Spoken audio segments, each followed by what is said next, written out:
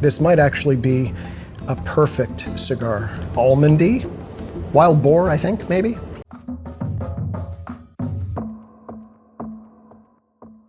This is the second in the Michael Knowles series.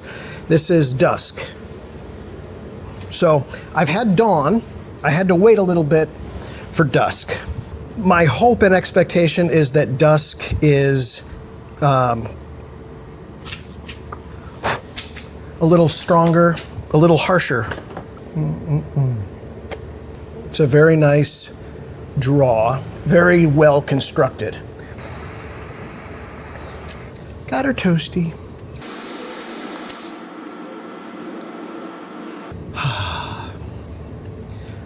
It's very smooth.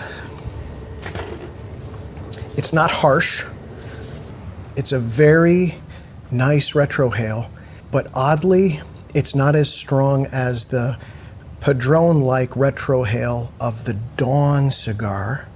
This being Dusk, I thought perhaps it would be harsher, but maybe it's not harsh because Michael Knowles wants you to have a good night's sleep, which is very considerate of him. He is a Christian gentleman. I'm sorry, a Catholic gentleman. Sorry, I'm smoking Dusk at morning time, but it is one of those beautiful mornings in Florida where the humidity is perfect for watching big clouds of smoke move slowly through the air in an almost poetic way. This might actually be a perfect cigar, which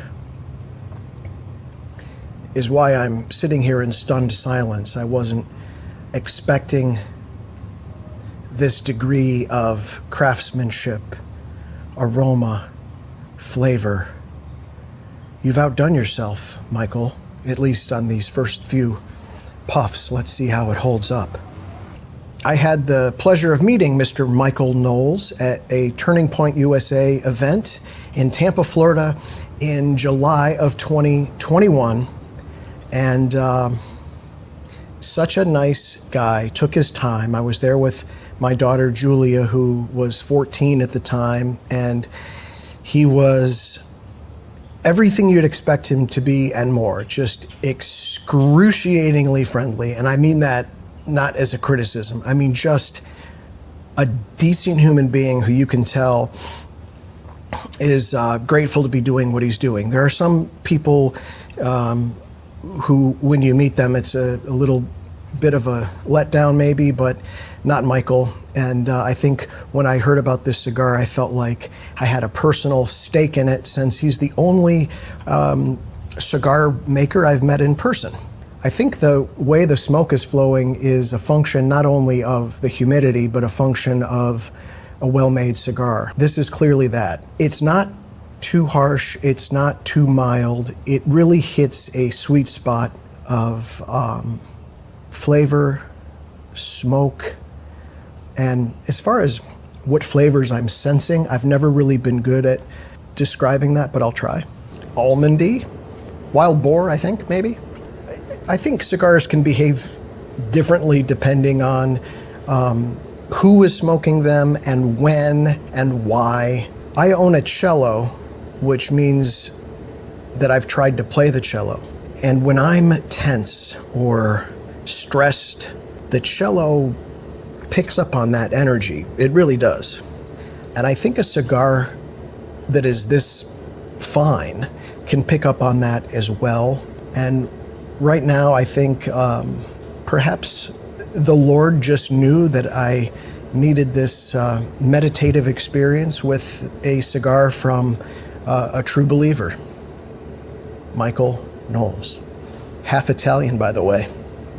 He's a conflicted man, just like myself. I'm half Italian. But I don't think I had ancestors come over on the Mayflower, which is the reason for the name Mayflower.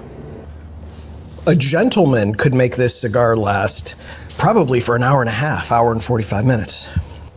I think Michael was a theater major at Yale, which is, you know, Yale is impressive. Theater major is a little suspect, but too conservative for Fox News, apparently, which I love. You're not allowed to use Greta Thunberg's words against her, I guess is the lesson Michael learned. So, Michael, here's an idea. Why don't you come out with the Mayflower 47 in honor of Donald J. Trump? Could have an orange, fabric around it. I hate it when I read, oh, you should keep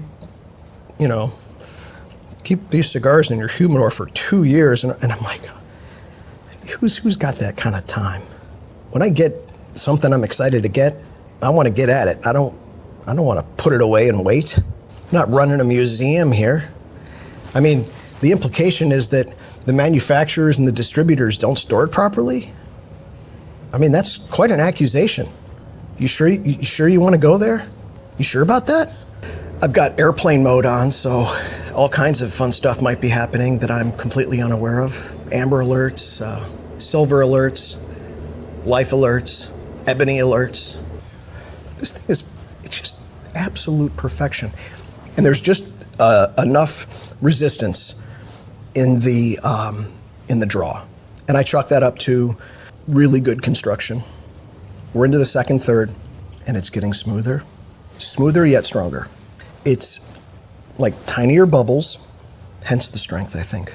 I'm talking carbonation and extrapolating it to what we're breathing in with the cigar. So Perrier bubbles are very tiny bubbles compared to, say, Diet Coke bubbles. And the smoke that just came in and out felt like tinier smoke molecules, and hence more volume of molecules, hence more strength. That's my scientific analysis. See, I want to smoke dusk in the morning, and I want to smoke dawn at night. I'm so glad that Michael made these, because it really is, it's art. Of course, there's science involved, but I don't feel like I'm going to start sweating or wobbling. Michael, you are truly a Renaissance man. Good job, Michael. God bless.